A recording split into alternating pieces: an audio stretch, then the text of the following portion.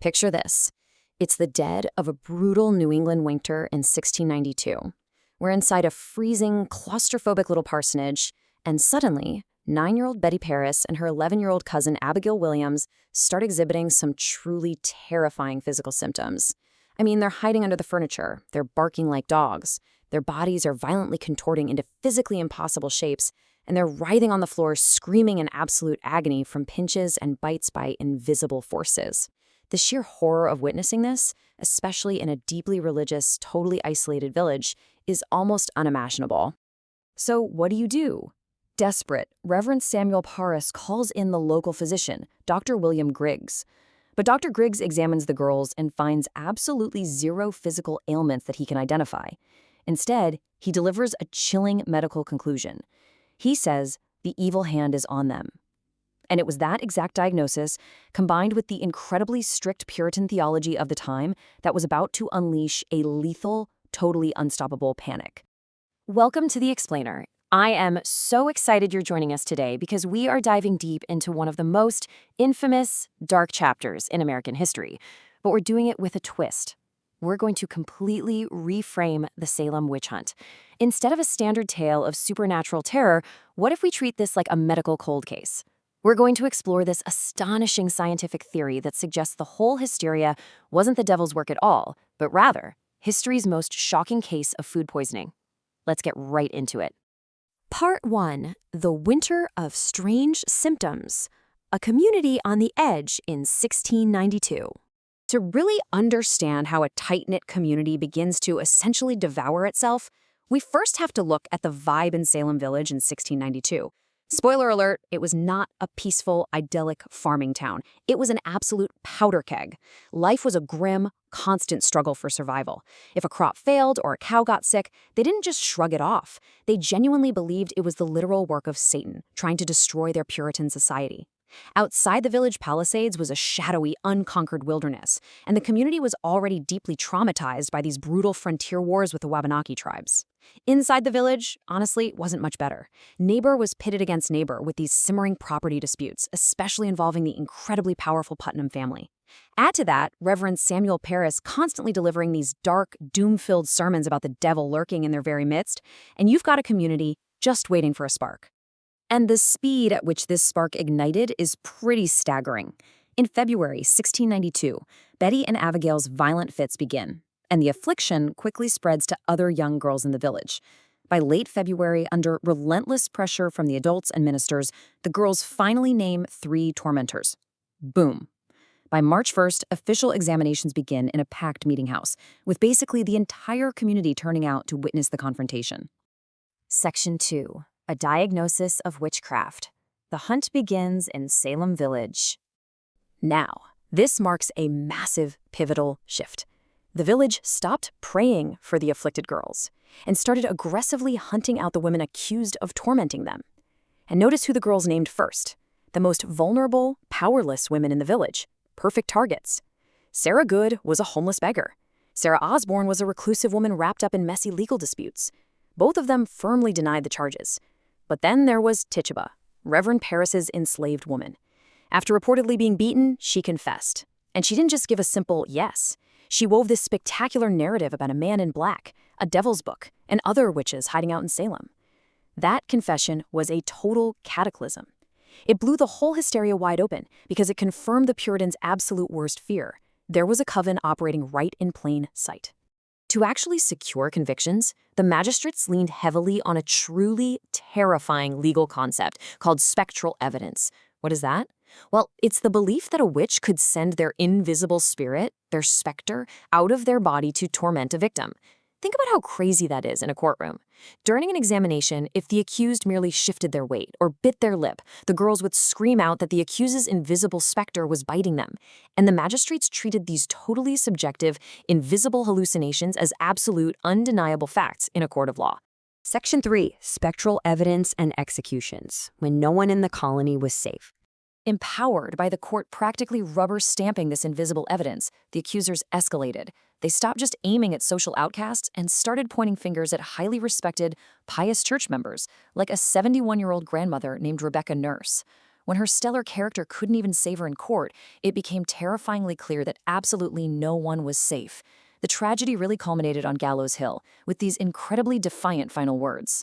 Take this legendary curse uttered by the accused beggar Sarah Good to Reverend Nicholas Noyes just before she was hanged. I am no more a witch than you are a wizard, and if you take away my life, God will give you blood to drink.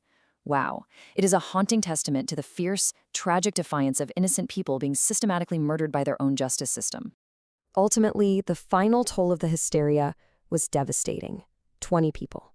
19 men and women were hanged, and one 81-year-old farmer named Giles Corey, who stubbornly refused to enter a plea just so he could save his land for his sons, was brutally pressed to death under heavy stones. It is an objectively horrific historical tragedy, but let's hit pause for a second. What if we've been looking at this all wrong? Was the true culprit actually Satan, a genuine belief in witchcraft, bitter social rivalries? Or was it literally a piece of moldy rye bread? Let's see how modern science flips this entire narrative completely on its head. Section 4. The Devil's Fungus, a Modern Medical Suspect.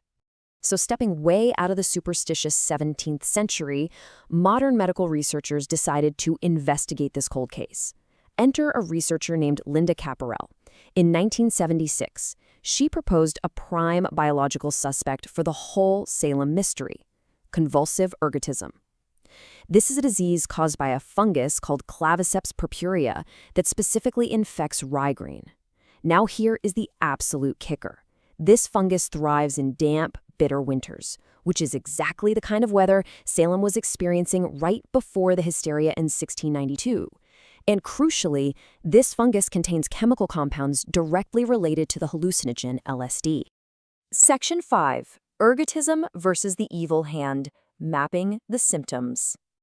Let's play forensic investigator here for a minute and see how this biological theory holds up against the actual historical record. On one side, we have the 1692 Puritan reports, right? We've got visions of flying specters, extreme bodily contortions, and the sensation of being bitten and pinched by invisible forces. Now, let's look at the other side, the clinical symptoms of convulsive ergotism. You've got LSD-like hallucinations, which perfectly explains the specters. You have severe muscle spasms, which explains the impossible physical contortions. And you have a neurological symptom called formication, which is literally the sensation of bugs crawling on or biting your skin. The Puritan descriptions of demonic torment align almost flawlessly with the neurological ravages of ergot poisoning. It's wild. So the deadly, invisible journey of this fungus starts right out in the Salem fields. A damp winter promotes the fungus growth on the local rye crop. Then that infected grain is harvested and baked directly into the community's daily bread. The villagers sit down, consume their contaminated food, and shortly after, those LSD-like chemical compounds trigger a massive, hallucinogenic and convulsive outbreak starting right in Reverend Parris's kitchen. Honestly, it is an incredibly compelling medical explanation for the very real physical fits that kicked this whole thing off. Section 6. A perfect storm of paranoia, when biology meets dogma. But here's the thing. While the ergot theory brilliantly explains the physical symptoms, it doesn't fully explain the executions. You see, it took human fear, deeply ingrained dogma, and an insanely flawed justice system to turn a medical outbreak into a mass execution. Salem wasn't destroyed by just one thing. It was a catastrophic convergence. Think of it as a recipe for panic. You mix a biological trigger like ergot poisoning, making these young girls physically ill, with the deep-seated PTSD of Native American frontier wars. Throw in some cynical land grabs by the Putnam family, suffocating religious extremism, and a justice system entirely willing to accept invisible ghosts as undeniable proof, and you get an absolute unmitigated disaster. So how did the fever finally break? By the autumn of 1692, the accusers simply overreached. They started accusing highly respected individuals across the colony, including the wife of Governor Phips himself. At that point, the claims just became unbelievable to the broader public. In October, the governor stepped in, halted all proceedings, and explicitly banned the use of spectral evidence. And without that invisible proof, the trials collapsed immediately.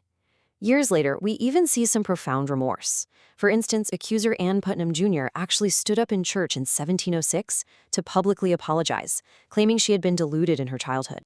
The intellectual foundation of the trials truly crumbled under the weight of reason from influential ministers outside Salem. Increase Mather delivered this incredibly powerful, enduring sentiment.